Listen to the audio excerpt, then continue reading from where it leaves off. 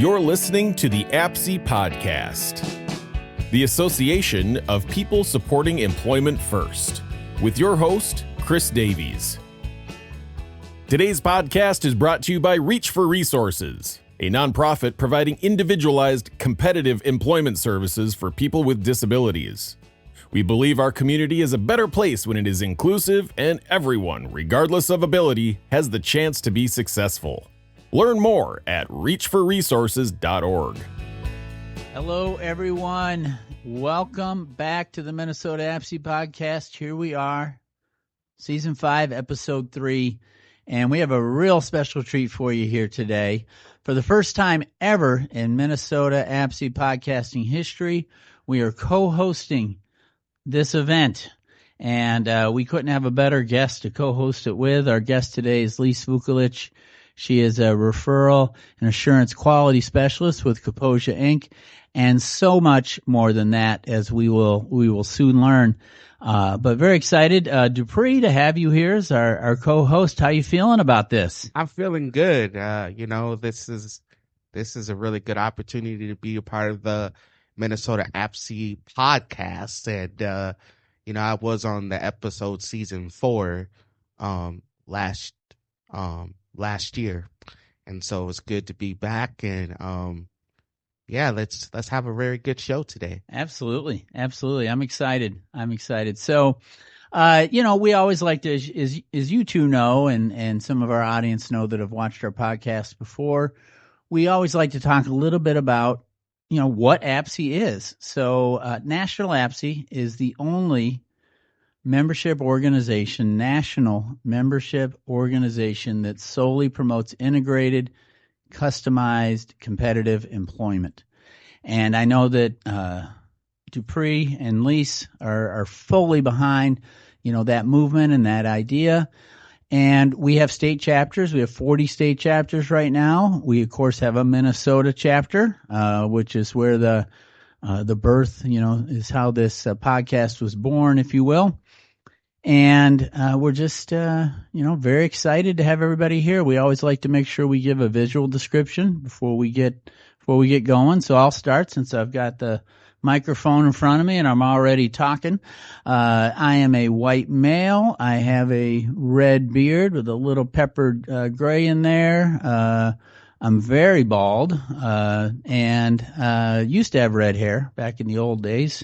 I am wearing blue jeans and I asked our last guest this because I couldn't figure out the color of my garments. So what color would you say this is? Coal blue? All right, I'm wearing a coal blue sweater with a blue zip-up vest. So let's go over to you next, Dupree. Hi, I'm Dupree Edwards, and I'm a black American male. I go by he, him pronouns. I have black, curly hair. I got a nice goatee, a little lovely smile. I got a black vest, zip-up vest, and a hoodie underneath. And I'm glad to be your co-host today on the Minnesota APSE podcast, where it is appointment first. So I am Lis Vukelich. I am a white female. I have hair. I have long hair, which I still curl. I don't have a mustache, but sometimes I have to pluck now that I am over 50. I am wearing a Norwegian sweater that is black, gray, and white striped. And I'm really looking forward and so grateful to be a part of this podcast this morning. That's fantastic. Thanks, everybody, for those descriptions. All right, what do you say we get into this, huh? Yeah. All right, so we're going to have Dupree sort of take the lead on asking the questions today. So I'm going to turn it over to my co-host, Dupree Edwards. Thank you, Chris. And I'm so glad and grateful to be co-hosting on the Minnesota APSI podcast. And anybody else wants to do this, have a very opportunity to do this. I'm very glad to be here with Lis today. And I just want to make sure at Minnesota APSI, we always like to know a little bit about you and where you grow up, or what was like, what's your passion, things like that. So yeah, I'm going to start off Liz. Tell me about yourself growing up and your family. Well, I was born in Jersey. I am the oldest female granddaughter. That was a joy to both of my grandparents because there are a lot of boys. I have lots of brothers and sisters, and even more so in a blended family. I have very fond memories of growing up in the East Coast, going to the Jersey Shore. One of my uncles had a yacht, and we would go sailing on the Atlantic. I had a very terse learning lesson when I was very young, being that my mother and my father didn't have swimming lessons. It was very important for both of them to have all of us kids learn how to swim.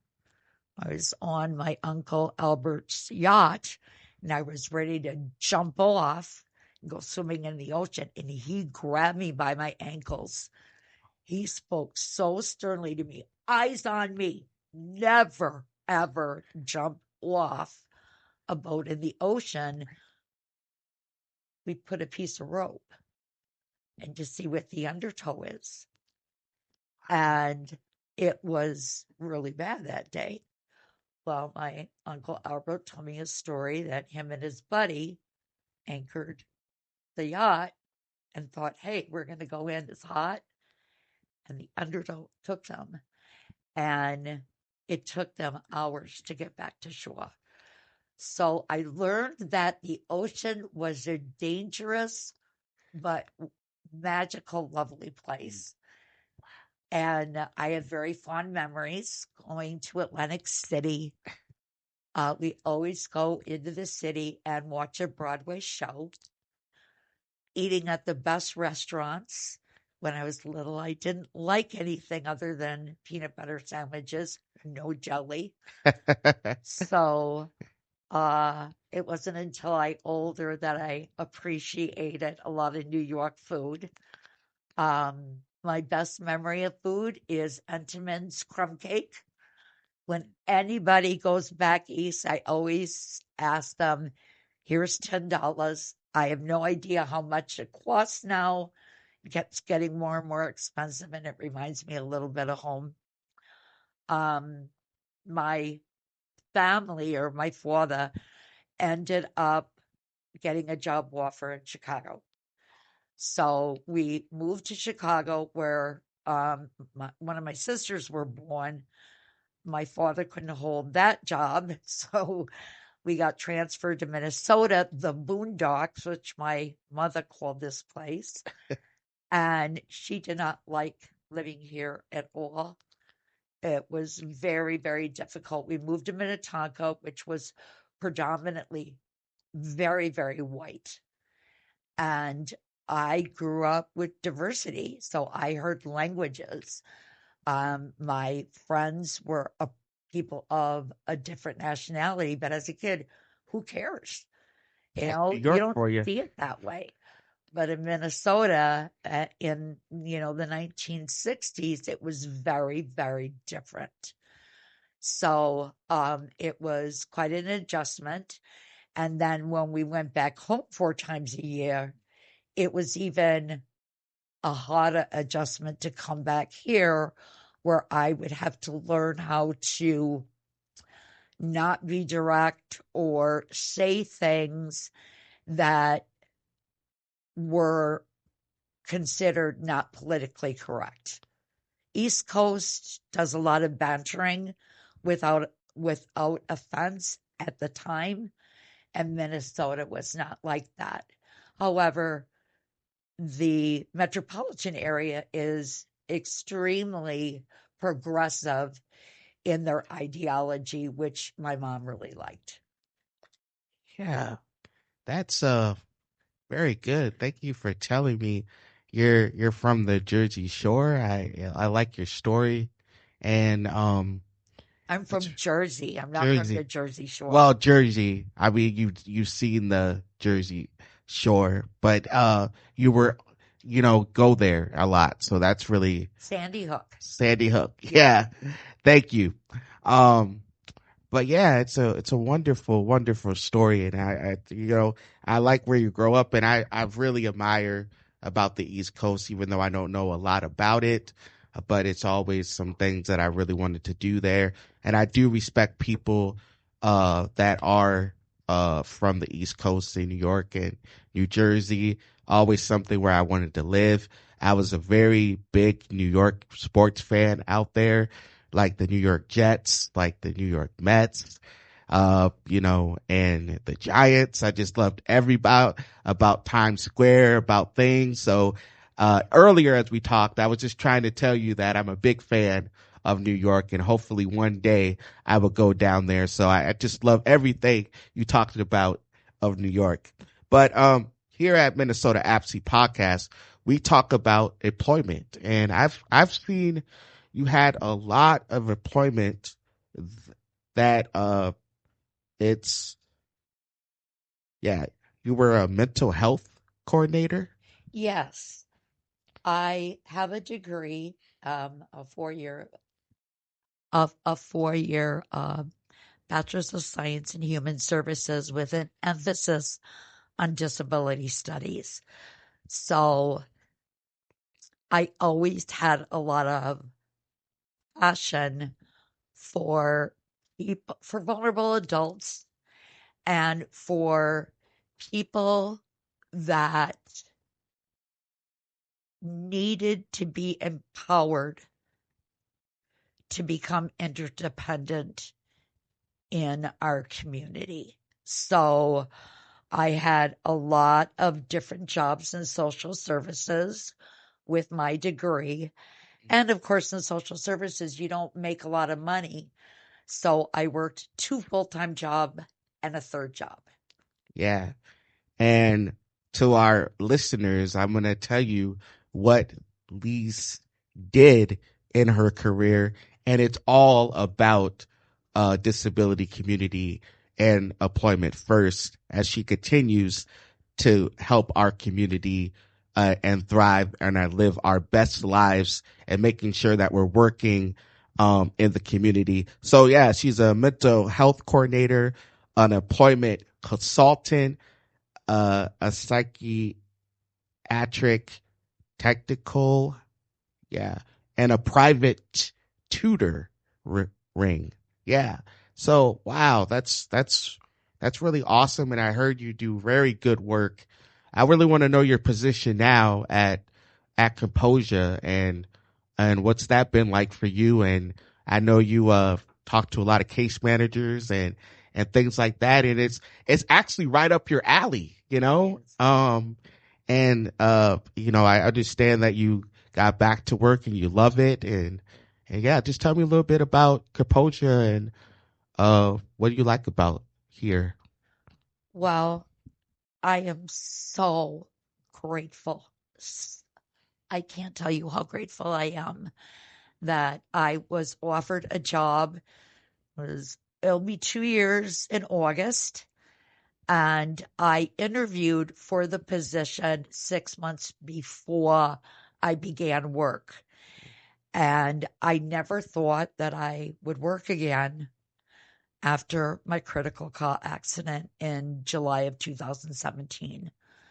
It was devastating to me, and I thought that I would never be capable of just working again in mainstream, um, in a competitive role in since my disability.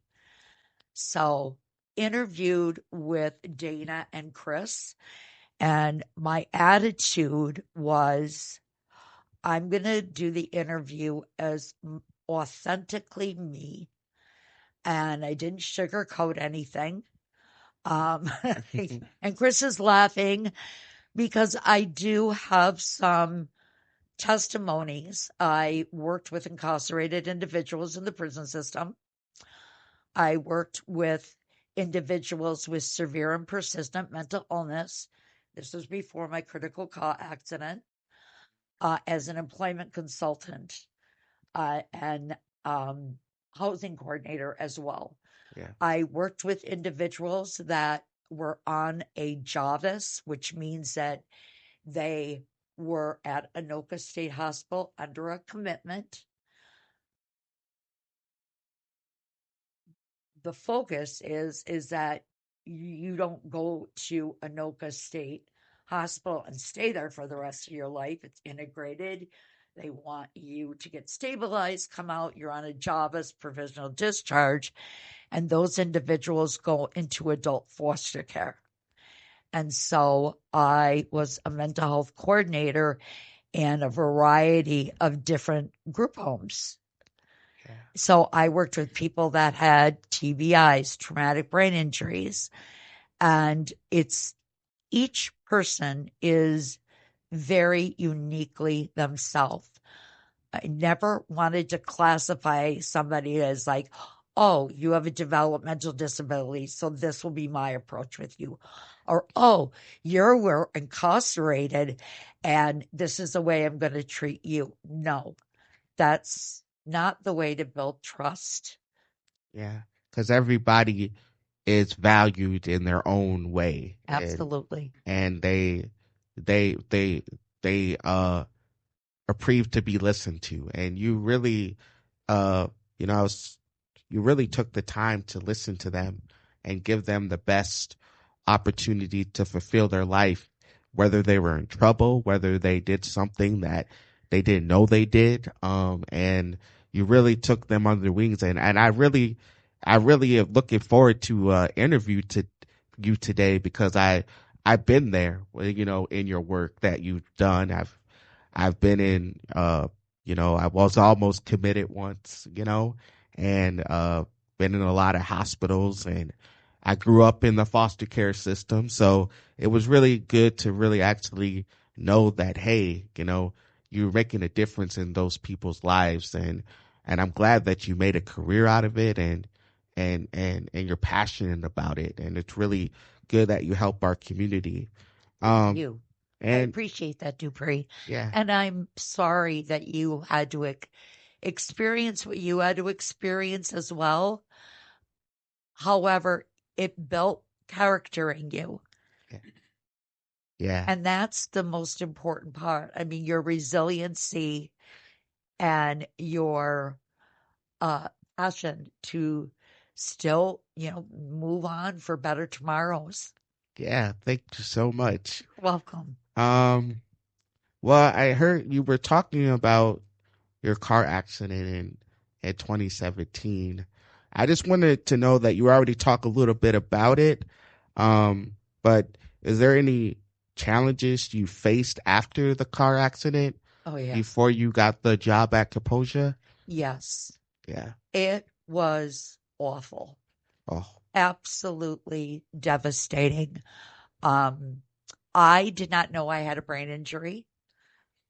Here after my car accident, my adrenaline was going so much. And remember, Dupree, I was working 2 full-time jobs and a third job. And my first thought was, I need to call my supervisors, because the people that I support or the meetings that I had, I wanted to make sure that they were okay. And that's always been my mindset, to put myself second. Well, all of a sudden, I started not remembering how to get to work. And at the job for years, and I would get lost. Or I would get up from my office chair and I would walk right into a wall because I thought that was the door. and the lights were bothering me, and I would get like, I had this anger inside that it scared me, and sound sensitivity and smell. And my coworker who shared an office with me after a couple of weeks, and she has a PhD in psychiatry. She very gently said to me, Lis, you're acting like my mom, and her mom has a brain injury. Have you gone to see a doctor? And this was after 1 week. And I said, no, stubborn, false pride, denial. And I went to go see my doctor, and she did some testing and said, look, you have a post-concussion injury. Tell me more. And at that time, I was still in denial, but I went, and she said, I'm going to make a referral to you at the University of Minnesota. So that wasn't for a couple weeks. I continue to work poorly at all my jobs. And people were noticing this isn't the same Lis. And my head kept hurting, and it was getting worse. What I later found out is that when my head hit the steering wheel and the airbag, is that your brain's injury can slowly swell. And that's what happened to me. So before I went to the University of Minnesota, there was this symptoms of brain injuries on the computer on the internet. And I'm by myself, and I'm looking at the questions, and I had every single one of the symptoms. And it was really scary, because there it was. I would be quick to anger because I would get frustrated with myself. I couldn't find the words. Methodology was, I couldn't figure out new things, even old things that I hadn't done for a while.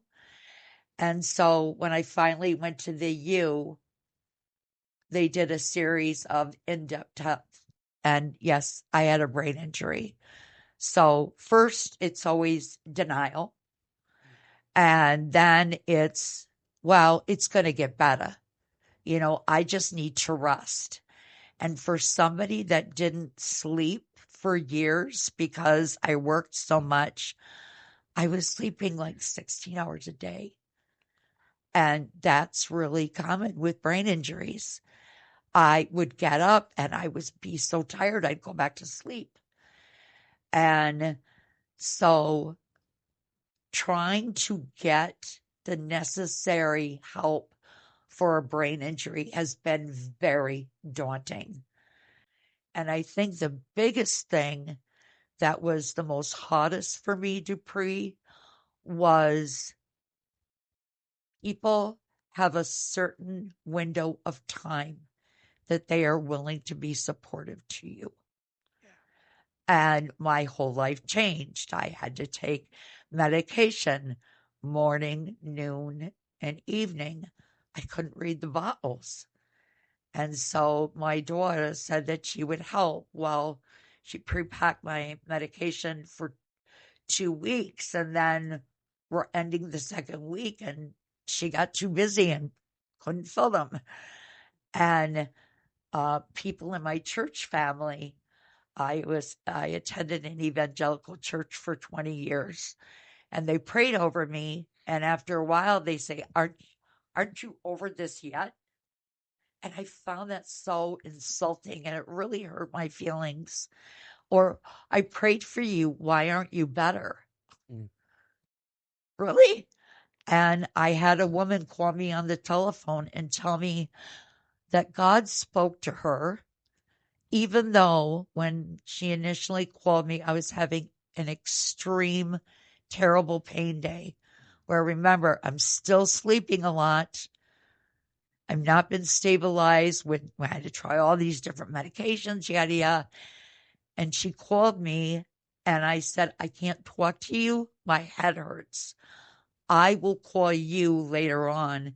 45 minutes later, she called me on the telephone and said, God told me to tell you the reason why you're not healed is you have hate in your heart for a president that's currently in our office back in the day. Wow. God is my witness.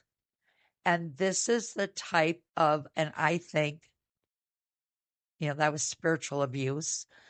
Even people saying, I prayed for you. Why aren't you better? Or I'm hurting so bad. I have church members or my daughter that live close by just to come over and be with me through this. And people are not willing in my circle to do that. And it was so lonely. And I was angry. And my career was over. I had to quit all my jobs.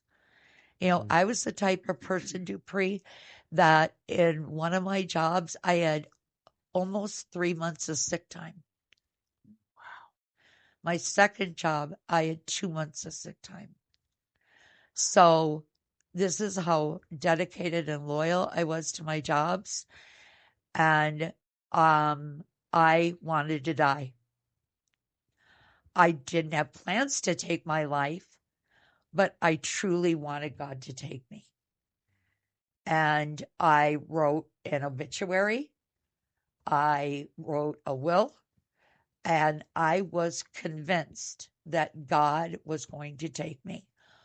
Well, unfortunately, people get freaked out by that. And instead of wanting to help me, threaten me by putting me on a 72-hour hold. And the therapist that I had, she'd say, do you have plans? Like I did when I was working? No. And instead of really listening to me, she went with this stupid protocol to cover her butt and put me in the hospital. That destroyed the trust that I had with the social services system. Is that going through the motions of having a disability later in life when you're, completely abled and then you become disabled, you go through the stages of grief, denial, hurt, anger, sadness, deep sadness. And they all are jumbled up all at the same time. And I was so deeply betrayed by a church family that I attended for 20 years and also my daughter. It deeply, deeply hurt me. And believe me, I was no angel. I thrashed out. There's a New York saying, you drew first blood, I'm coming for you. And yet nobody ever took responsibility that they drew first blood. Does that make sense? Yeah, I guess that makes sense. And so the whole social services system took a really long time, such as Social Security disability. There's a 2-year waiting period unless you have stage 4 cancer. I realize that if you had stage 4 cancer or you are a permanent quadriplegic or paraplegic, you pretty much get it automatically. But TBIs, mental health conditions, yada, yada, there is at least a 2-year wait. How do you survive on general assistance on, I think it's $178 a month, and I got $34 in food stamps. Who pays my rent? How do I go about doing this? And I remember how upset I would get when I was a professional helping individuals wait that time out.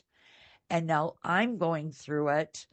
And at my hearing for Social Security, I had an advocate who, by the way, they want a cut of your money.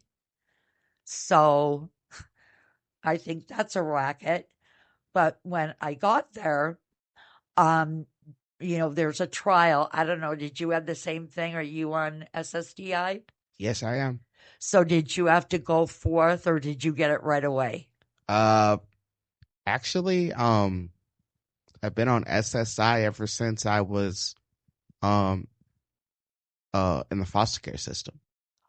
Okay. So you've never had to appeal or go forth? No. I mean, it's really sad.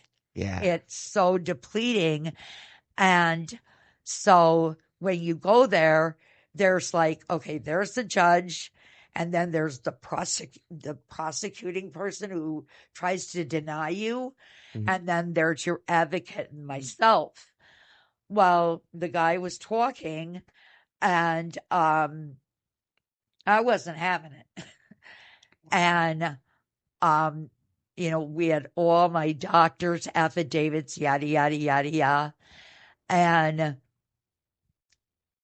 when the judge was asking me questions and I answered them, and he said, we're done.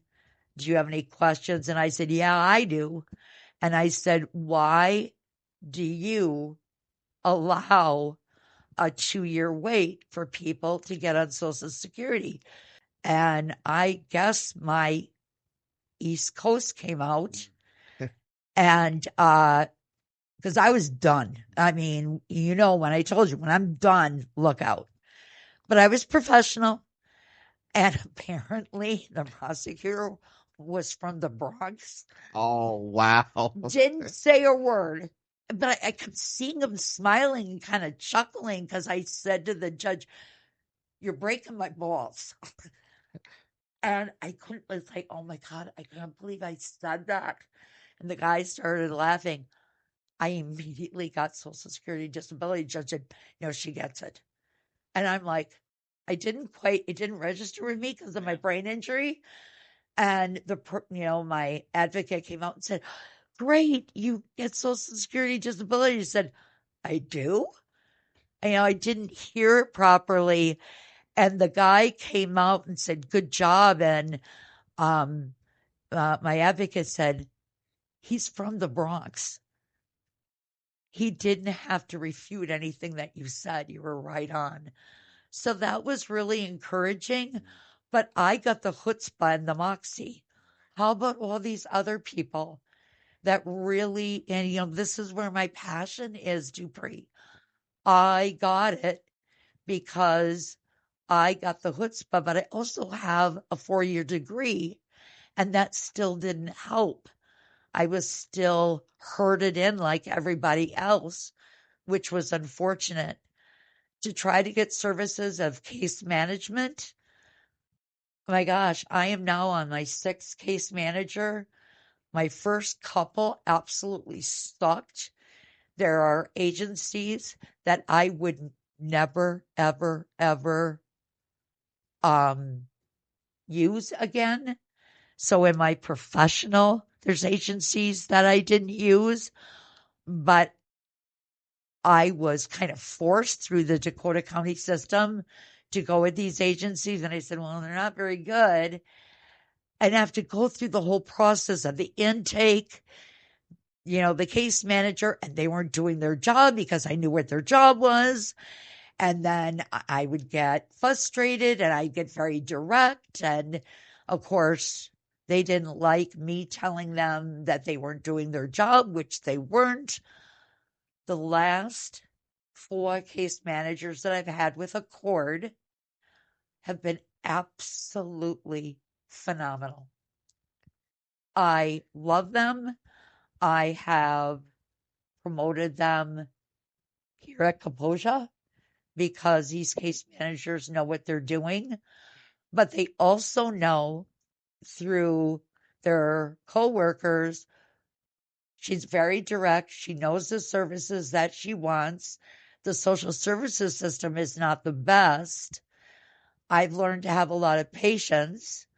I've also learned that we have professionals in the social services system that some may not stay very long.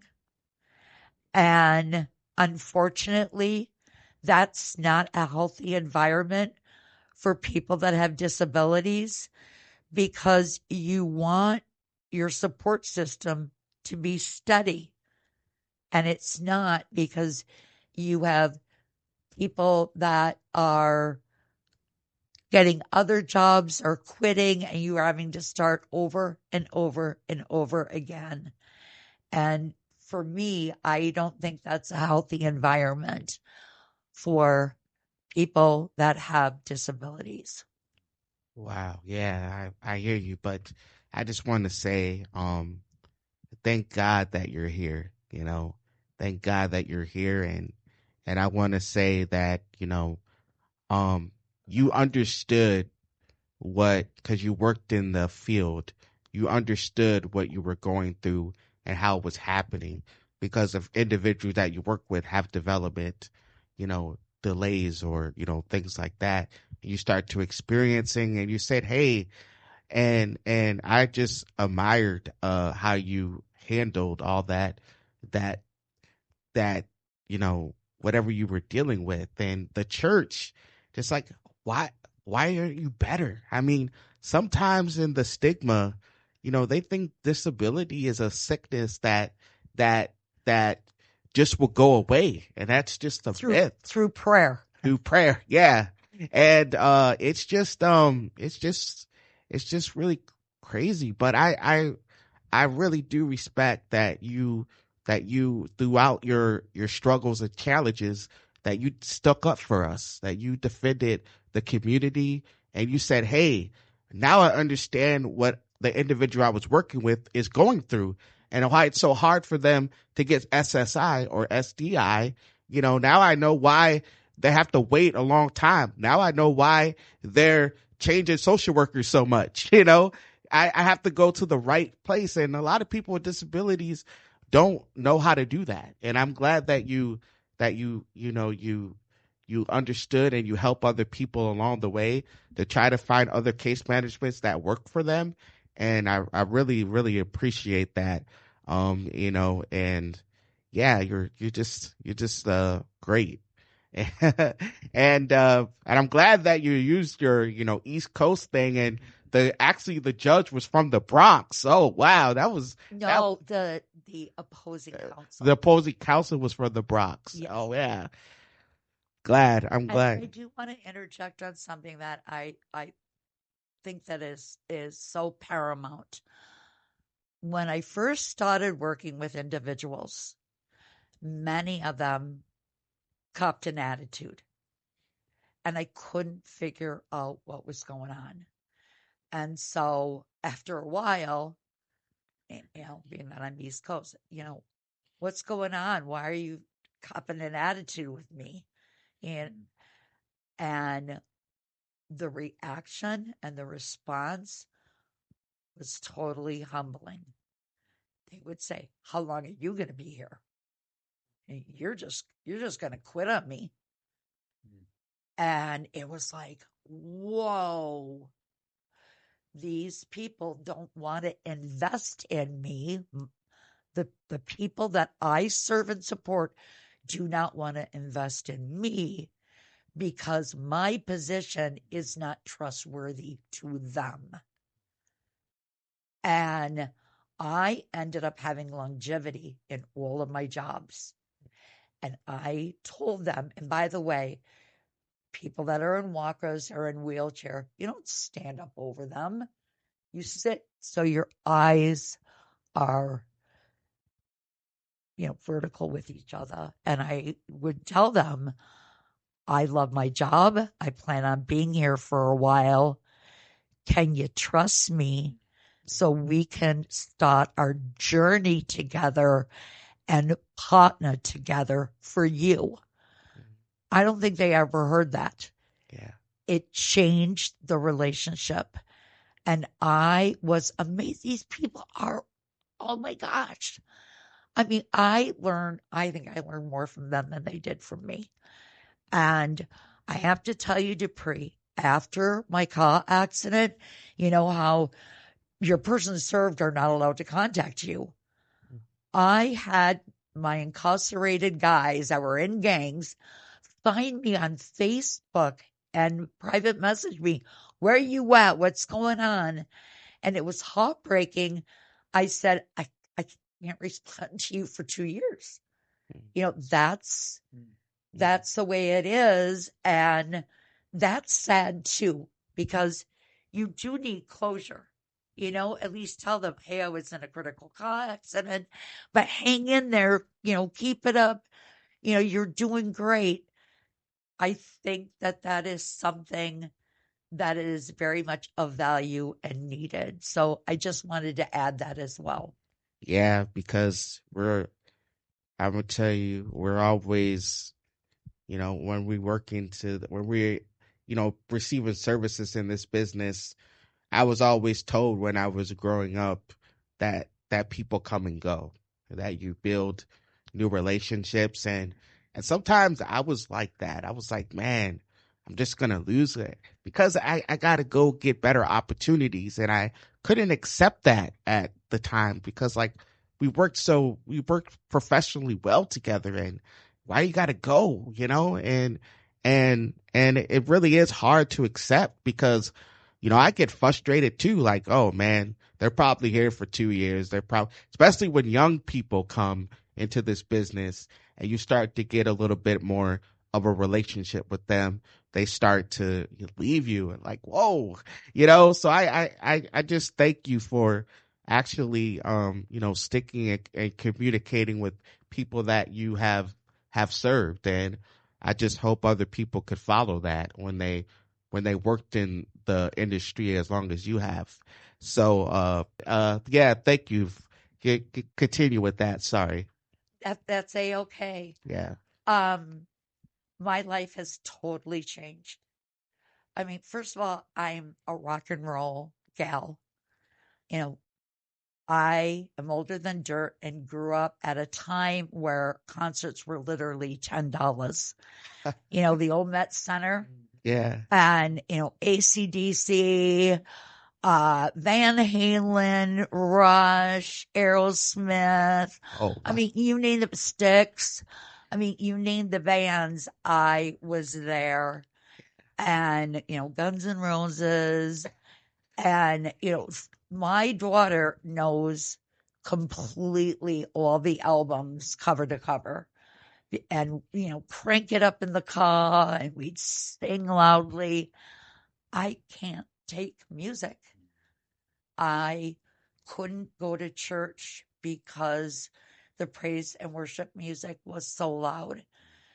And the noise after church, and I finally got a walker, people would run into me and not even say that they were sorry. And it was a rude awakening. So music was something that I always turned to. And I was a band geek. I played the trumpet, when I was growing up. And even classical music, it depends on the song. And so that was taken from me. I used to love being out in the sun goddess. It used to be a fad to, I used to lay out in the sun all the time. I can't take bright lights at all. None. Mm. And here is an example of how I get triggered as life has been after the accident. So every Monday, Wednesday, and Friday, I live in a large apartment complex. Mm-hmm. The garbage trucks would come. So one day it was garbage, and then and the garbage is Monday, Wednesday, and Friday, and then Tuesdays and Thursdays was the recyclable. Both times those stupid garbage trucks would back up, and that loud beeping noise that raises the dead for people in Iowa drives a nun to drink. Yeah. So there's a little bit of my East Coast coming out. But I would get so angry. It was like I literally wanted to throw a rock at them. Or people in the morning that are having car problems or truck problems, turn the car, rev it up, rev it up, rev it up. And it's, you want to yell at them. It's so insensitive. But it was me. It's not them. It's my disability. And that's what's so frustrating is that I can't control what goes around outside of me. So I have to adapt. So I have actually 3 sets of filtered glasses. Sunglasses. I also have blue tinted sunglasses for my computer. Depending on the days, I have to wear them when I am working or on my computer. The only good thing about having a brain injury is that I don't need a meteorologist. Yeah. I can tell at least 2 days beforehand, and this winter has been really rough. Dana and I were talking this morning, and we've had this whole winter these high fluctuations of weather, and I am so humbled. My scheduled hours are 10 hours a week. I notice that, and I love to work, so sometimes I work longer, is that my heart is very passionate, but my disability is not. So here's a perfect example. Yesterday, had a terrible weekend with the weather. Remember, it snowed and then it got warm on Monday, and I got really bad leg cramps. My head was hurting really bad, and I had my 6th surgery on a part of my head, and that was exacerbating my head pain. So Saturday and Sunday, I hardly got any sleep.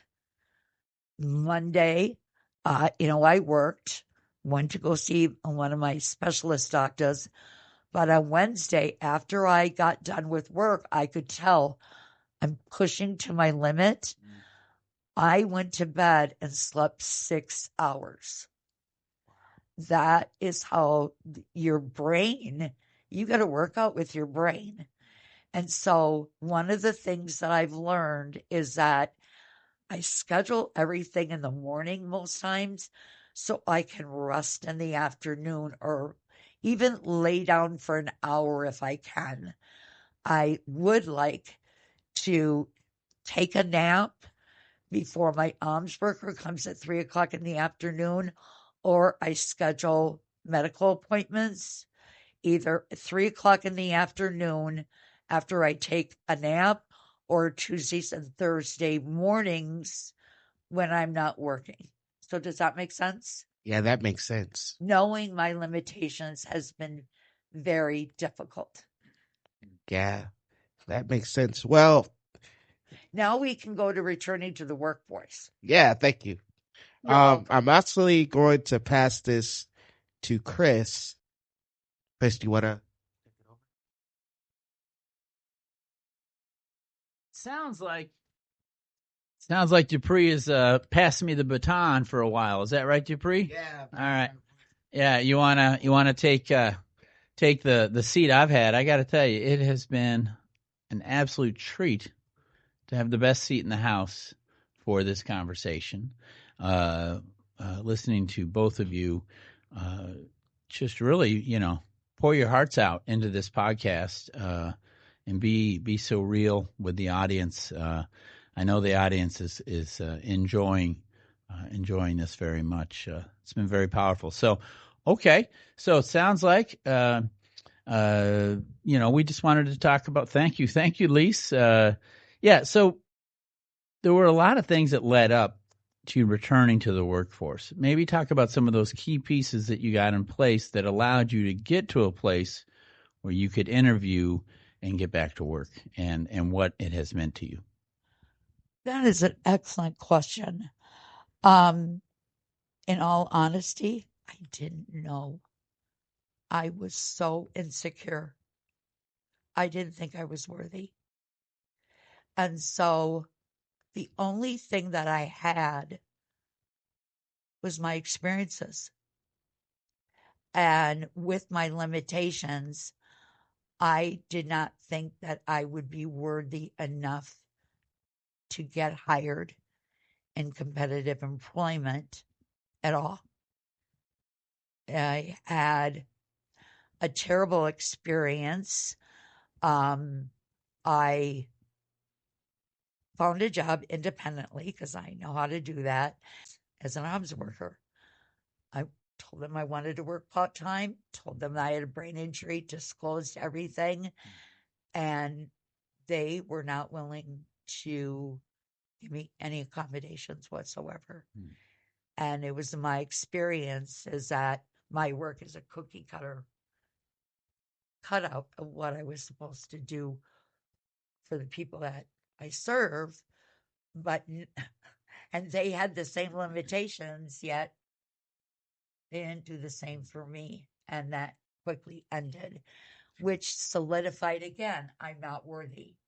And the hypocrisy of, here I worked for social services agencies, worked with and supported people with brain injuries, and yet the very companies that I worked for were not very nice or respectful to me about coming back,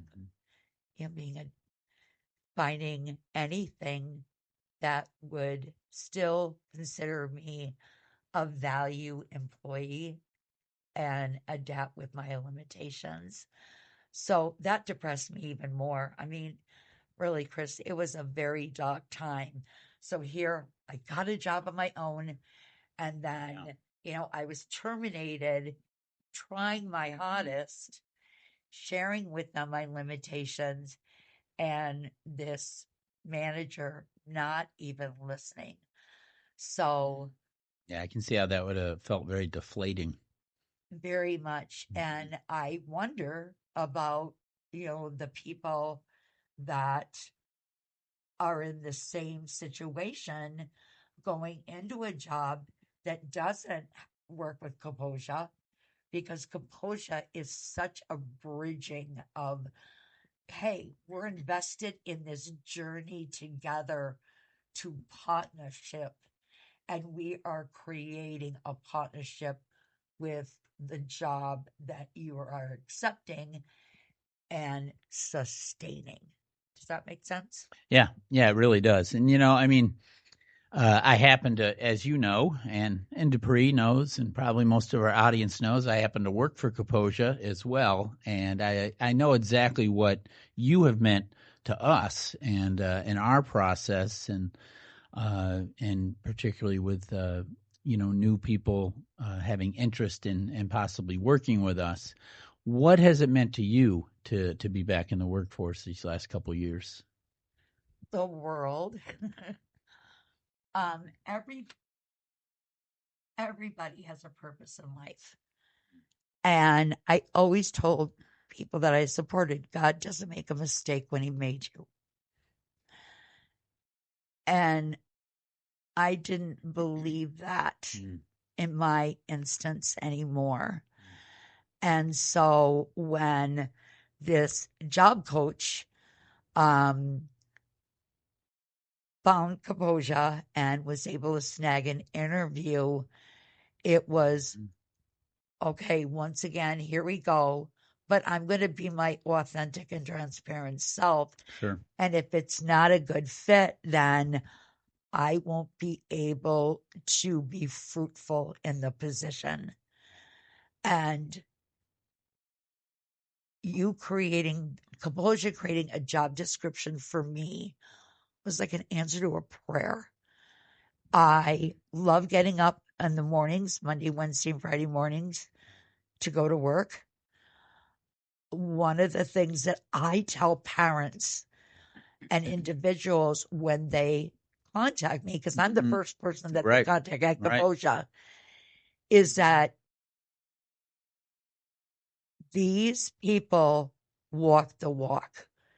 They listen, they accommodate, they do a very lengthy employment discovery, which is so different than the cookie cutter cutout with Voc Rehab and the Minnesota job service area where you have employment exploration, creative job search. By the way, I taught those classes. Oh, yes, yes. But this was more in depth. Mm-hmm. And what I found, I was so scared at the very beginning that I was going to make all these mistakes. Mm. And, you know, I've had a lot of surgeries here. And I was scared that you guys were going to let me go. And all my fears were unfounded. I can't believe how accommodating both you and Dana are for my disability barriers. It means a lot to me. Well, I appreciate you saying that, but just so you know, it brings tremendous value to what we do. So we don't look at it as accommodating. We look at it as that we're lucky to have you providing the service for Kaposia. There's a saying in customer service about when you are first having that interaction with a customer, that is the moment of truth. And so you are the first moment of truth at Kaposia, and you hit a home run every time, and it's been a great asset, to our process and to the people we support. So. Yeah, so it's been fabulous. Well, this has been amazing, truly, hasn't it, Dupree? I know Dupree doesn't have a mic, so I'm not sure if you can hear him, but you can see his smile. You have a smile that could light up a room. Yeah, it's been so fun watching you as the host over there, and I see some real potential in the future for this APSI podcast. Oh, yeah. Thank you, Chris. I appreciate it. Lis was a great, first opportunity. She's very good and I listened, when I do hosting, sometimes I might have to talk too much, and sometimes I try to tell myself I have to learn how to listen, and I think I've learned it when I watch the podcast here at Minnesota APSI Podcast, and I just see you, Chris, just listening and stopping and things, and you're letting the guests shine. So that's just something that I really wanted to take in. Lis, thank you for, hopefully I'll ever have opportunity to work with you and hopefully serve and things like that. So it's very good opportunity. So thank you so much, and thank everybody for having me. And Chris, it was good. Yeah. And let's ask Lis together, if you will. Lis, could you share with us just any final words of hope that you have, for individuals that might face some of the similar barriers and just barriers in general, hopes that you have for the future of employment for people with disabilities and challenges? Thank you, Chris. This was the key point that I disclose to individuals who I believe it's the right timing that I am disabled and that I work remotely, to give that person hope. Our parents' hopes that are at their wits' end with the social services system. And I can be very colorful in my language, but I'm very honest, and it's not offensive. And to let them know, hey, you need to have perseverance and patience through this system. but I also provide them with resources as well. Right.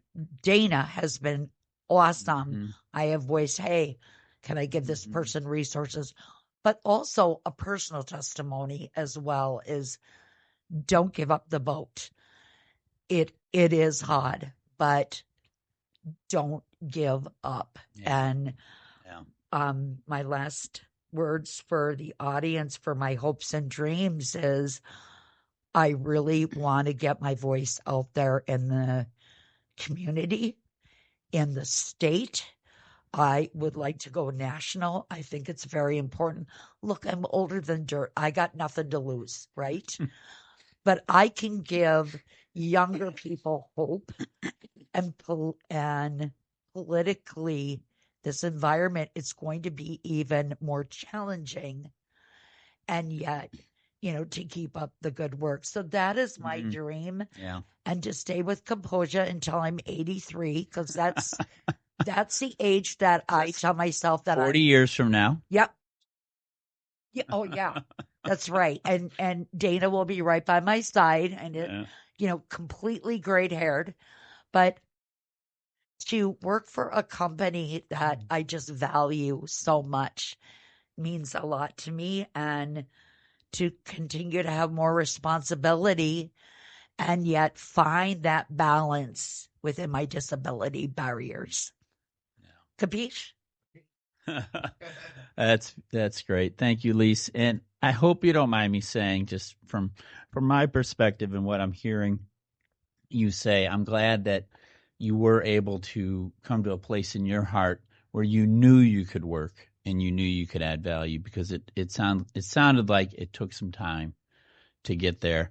And that is such a key piece of what we do, and what we help the folks that we support do, is to believe in their heart that they not only can work, but they can add value to a place of business. And it's not just about getting a chance. It's about adding value. It's the businesses that folks are working for are receiving as much value as the person providing the work. And I think we all three know here just what work means to people. I know what it means to me.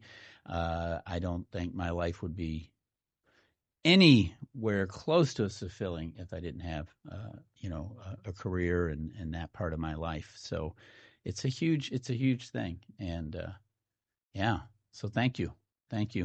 And what do you think, Dupree? Should we say it one more time? Let's all lean in here, kind of utilize our mics. On the count of 3, let's all say it together. First, thanks for joining us today. It's been a fabulous episode. I'm very excited to that we are able to have you here today, Lis. And just remember, everybody out there, 1, 2, 3. If you believe it, you can achieve it. Well, I'm sorry I didn't say that. That's all right. You can say it now.